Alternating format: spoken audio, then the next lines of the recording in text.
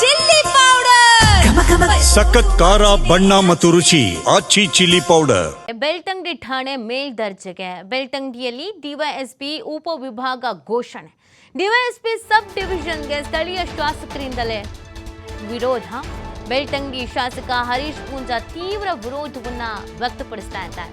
ಸಣ್ಣ ವಿಚಾರಕ್ಕೂ ಮೂರು ಠಾಣೆ ಅಲಿಬೇಕಾಗತ್ತೆ.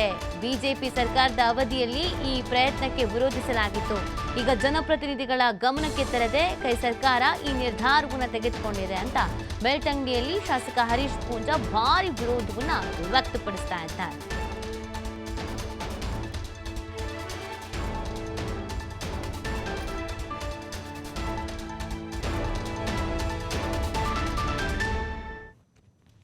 ಹಿತರಕ್ಷಣೆಯ ದೃಷ್ಟಿಯಿಂದ ಬೆಳ್ತಂಗಡಿಯಲ್ಲಿ ಪೊಲೀಸ್ ಉಪವಿಭಾಗ ಆಗಬಾರದು ಎನ್ನುವಂತ ಮನವಿಯನ್ನು ಕೊಟ್ಟಿದೆ. ಆ ಮನವಿಯನ್ನು ಪುರಸ್ಕರಿಸಿ ಅವತ್ತು ಭಾರತೀಯ ಜನತಾ ಪಾರ್ಟಿಯ ಸರ್ಕಾರ ರಾಜ್ಯದ ಬೇರೆ ಕಡೆಗಳಲ್ಲಿ ಉಪವಿಭಾಗವನ್ನು ಪ್ರಾರಂಭ ಮಾಡಿದ್ರು ಬೆಳ್ತಂಗಡಿಯ ಪೊಲೀಸ್ ಉಪವಿಭಾಗವನ್ನು ಕ್ಯಾನ್ಸಲ್ ಮಾಡತಕ್ಕಂಥ ವ್ಯವಸ್ಥೆಯನ್ನು ಮಾಡಿದ್ರು. ಇವತ್ತು ಕಾಂಗ್ರೆಸ್ ಸರ್ಕಾರ ಏಕಾಏಕಿಯಾಗಿ ಬೆಳ್ತಂಗಡಿಯನ್ನು ಒಂದು ಡಿವೈಎಸ್ಪಿ ಸಬ್ ಡಿವಿಷನ್ ಮಾಡುವಂತ ಮತ್ತು ಅದಕ್ಕೆ ಅಧಿಕಾರಿಗಳನ್ನು ನೇಮಕ ಮಾಡುವಂತ ಪ್ರಕ್ರಿಯೆಯನ್ನು ಯಾವುದೇ ರೀತಿಯಾಗಿ ಜನಪ್ರತಿನಿಧಿಗಳ ಗಮನಕ್ಕೆ ತರದೆ ಜನರನ್ನು ವಿಶ್ವಾಸಕ್ಕೆ ತೆಗೆದುಕೊಳ್ಳದೆ ಘೋಷಣೆ ಮಾಡುವ ಕೆಲಸವನ್ನು ಮಾಡಿದ್ದಾರೆ. ಇದನ್ನು ಭಾರತೀಯ ಜನತಾ ಪಾರ್ಟಿ ಇದನ್ನು ಖಂಡಿಸ್ತದೆ ಮತ್ತು ಈ ಕ್ಷೇತ್ರದ ಜನಪ್ರತಿನಿಧಿಯಾಗಿ ಶಾಸಕನಾಗಿ ಸಹ ನಾನು ಈ ಏನು ಡಿವೈಎಸ್ಪಿ ಉಪವಿಭಾಗ ಆಗಿದೆ ಅದನ್ನು ನಾನು ಸಾರಾಸಗಟಾಗಿ ನಾನು ಖಂಡನೆಯನ್ನು ಈ ಸಂದರ್ಭದಲ್ಲಿ ಮಾಡ್ತಾ ಇದ್ದೇನೆ.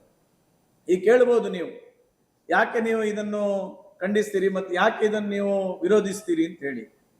ನೋಡಿ, ಆಲ್ರೆಡಿ ಬೆಳ್ತಂಗಡಿ ತಾಲೂಕಿನಲ್ಲಿ ಬೆಳ್ತಂಗಡಿ ನಗರದ ಏನು ಸ್ಟೇಷನ್ ಇದೆ ಅದನ್ನು ಅಪ್ಗ್ರೇಡ್ ಮಾಡಿದ್ದೇವೆ. ಸರ್ಕಲ್ ಇನ್ಸ್ಪೆಕ್ಟರ್ ಸ್ಟೇಷನ್ ಆಗಿದೆ ಈಗ. ಅದಕ್ಕೆ ಹೆಡ್ ಆಫ್ ದಿ ಡಿಪಾರ್ಟ್ಮೆಂಟ್ ಯಾರು ಕೇಳಿದ್ರೆ ಸಬ್ ಇನ್ಸ್ಪೆಕ್ಟರ್ ಅಲ್ಲ, ಸರ್ಕಲ್ ಇನ್ಸ್ಪೆಕ್ಟರ್. ಅದರ ಜೊತೆಗೆ ಬೆಳ್ತಂಗಡಿ ಗ್ರಾಮೀಣ ಸರ್ಕಲ್ ಇನ್ಸ್ಪೆಕ್ಟರ್ ಸಹ ಇದ್ದಾರೆ. ಗ್ರಾಮೀಣ ಸಬ್ ಇನ್ಸ್ಪೆಕ್ಟರ್ಗೆ ಬರುವಂಥದ್ದು ವೇಣೂರು ಇರ್ಬೋದು ಅಥವಾ ಮತ್ತು ಧರ್ಮಸ್ಥಳ ಇರ್ಬೋದು ಮತ್ತೆ ಕುಂಜಲ್ಕಟ್ಟೆ. ಬೆಳ್ತಂಗಡಿಯ ನಗರ ಗ್ರಾಮೀಣ ಪ್ರದೇಶದ ಸರ್ಕಲ್ ಇನ್ಸ್ಪೆಕ್ಟರ್ಗೆ ವ್ಯಾಪ್ತಿಯಲ್ಲಿ ಬರುವಂಥದ್ದು. ಪ್ರಾಯಶಃ ಇವತ್ತು ದಿನನಿತ್ಯದ ನಮ್ಮ ತಾಲೂಕಿನ ಎಲ್ಲ ಆಗು ಹೋಗುಗಳು ಇನ್ನು ಮುಂದೆ ಡಿಎಸ್ಪಿ ವಿಭಾಗದಿಂದ ಕಂಟ್ರೋಲ್ ಮಾಡ್ತಕ್ಕಂಥ ವ್ಯವಸ್ಥೆಯನ್ನು ಪ್ರಾರಂಭ ಮಾಡಲಿಕ್ಕೆ ಶುರು ಮಾಡ್ತಾರೆ.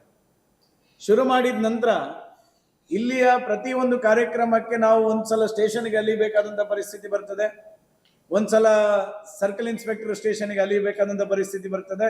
ಅಲ್ಲಿಂದ ಮತ್ತೆ ನಾವು ಡಿಎಸ್ಪಿ ಕಚೇರಿಗೆ ಹೋಗಬೇಕಾದಂಥ ಪರಿಸ್ಥಿತಿ ನಿರ್ಮಾಣ ಮಾಡಿ ಇಡುವಂಥ ವ್ಯವಸ್ಥೆಯನ್ನು ಇವತ್ತು ಕಾಂಗ್ರೆಸ್ನ ಸರ್ಕಾರ ಮಾಡಿರ್ತಕ್ಕಂಥದ್ದು. ಇದರ ಜೊತೆಗೆ ಇನ್ಯಾವುದೋ ಒಂದು